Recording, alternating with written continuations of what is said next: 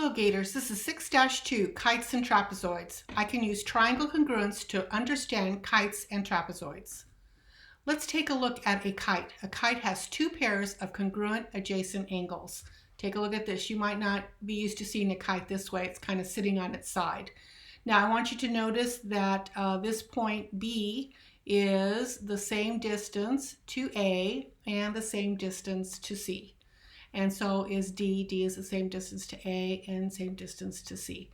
This is going to allow us to understand a rigid motion here because these are shared in common, and we're going to be able to see that these two triangles, the upper and the lower, are congruent by side, side, side. Therefore, rigid motion can take place, and I can actually reflect one triangle right onto the other. All right, and that's what I'm doing right here. I'm taking this triangle, just a few minutes ago I just talked about it, and I'm actually taking this triangle and I'm reflecting it up to there. So now we have this. Now what's nice about this is now we're going to get these two triangles are congruent by side, side, side, and we're going to get some angles right here because they're going to match by corresponding parts of congruent triangles are congruent. Now that these triangles are congruent, I'm going to go ahead and put them right here. I will now be able to get these little triangles congruent by side, angle, side. They do share a side in common. What's important is that now I know that 1 and 2 are congruent. Angle 1 is congruent to angle 2, but again, by corresponding parts of congruent triangles are congruent. I also know that the measure of angle 1 plus the measure of angle 2 have to equal 180 because they're a linear pair. The only way two angles can add up to 180 and also be exactly equal to each other is if they're both 90 degrees. And when they're both 90 degrees, that forces this to be perpendicular. So that's why we're saying this in the theorem. We're saying that the diagonals are perpendicular to each other. Now let's go ahead and practice here.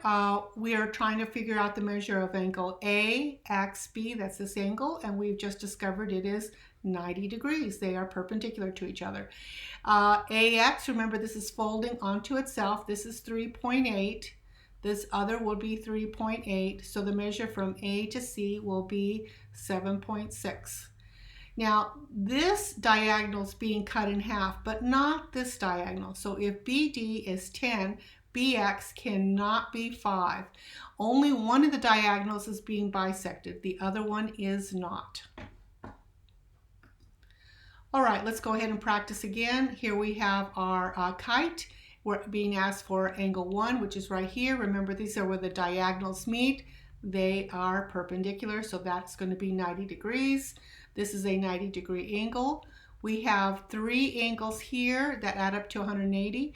Measure of angle 2 plus 35 plus 90 have to equal 180. That forces angle 2 to be 55 degrees. Otherwise, we won't get the 180. Now remember about the rigid motion. This triangle right here is folding onto this. So 35 will have to be the measure of angle 3. Let's take a look at the parts of an isosceles trapezoid. A trapezoid is when only two sides are parallel. Now the other two sides are not parallel to each other, but when you have an isosceles trapezoid, these are called legs. The legs are congruent. This part up here is called a base, and this is another base. One is longer than the other. This is called a base angle, and it's the base angle for this base right here, and this is the base angle for this base right here. So when we talk about base angles, these base angles go with this base, and let me pick another color here. And these base angles, this one and this one, base angles are for this base right here. Now, one of the things that I do need to say before we get to the next thing is this distance from here to here, this distance from here to here, perpendicular path, this distance, this perpendicular path, they are the same length. So this length, no matter where you put it from one base to another, these lengths will all be the same length. They are all the same length. Okay, now let's take a look at the parts of an isosceles trapezoid again. Here's the legs, here's that distance, and these two distances are the same. And here's another line segment that's called a diagonal, and we will be talking about a diagonal in a few minutes. So those are diagonals of a trapezoid.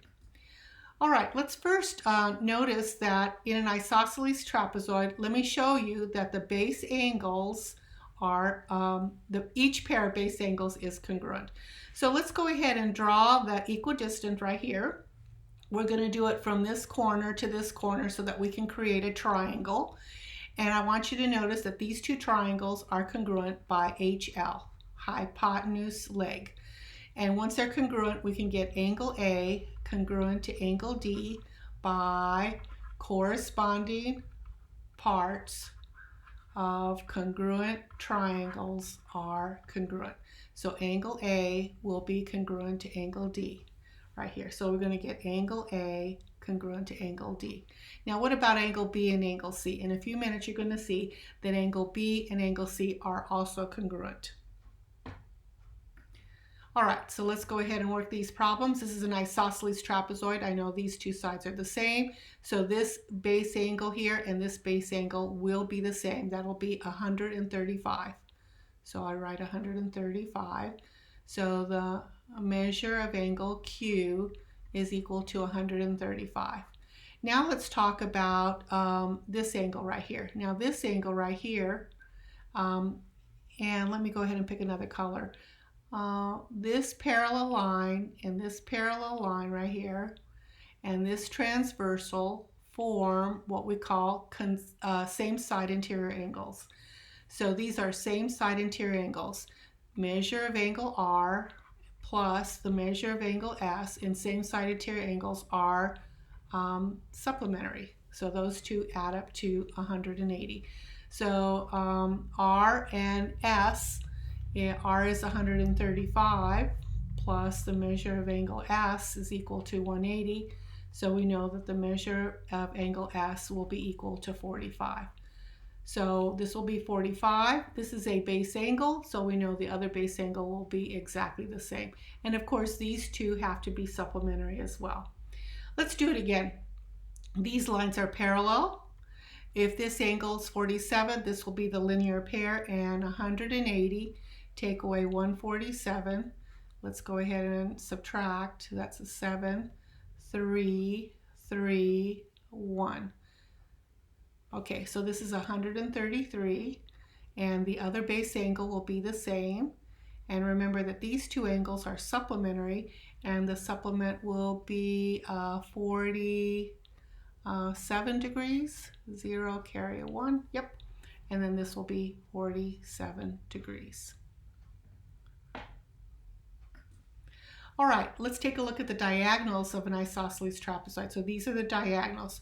So I'm taking this triangle right here and I'm drawing it over here, and I'm taking this triangle right here and I'm drawing it over here. Now remember, we know that the base angles are congruent. So we know this angle is congruent to this angle. This AD is the same side. And so now we can get these two triangles congruent by SAS. And when the two triangles are congruent, BD will be congruent to AC by corresponding parts of congruent triangles are congruent. And so that's how we know that the diagonals are congruent. Let's go ahead and take a look at this problem. We know this is an isosceles trapezoid because I see 14 and 14. I see top and bottom being parallel. So I know that this diagonal 4C plus 3 has to equal the other diagonal 6C minus 5. I'm going to subtract 4C on both sides, and then I'm going to get 3 equal to 2C minus 5. I'm going to add 5 to both sides, and that's going to be an 8. So C is equal to 4. Okay, in summary, in kites, we have learned that in a kite, about what it looks like. Two pairs of adjacent sides congruent, no pairs of opposite sides are congruent, and exactly one diagonal is the perpendicular bisector of the other. In a trapezoid, trapezoids have exactly one pair of parallel lines. The interesting thing about isosceles trapezoids is that the legs are congruent and that the base angles are congruent, and also the consecutive angles along the parallel lines are same side interior, which are supplementary.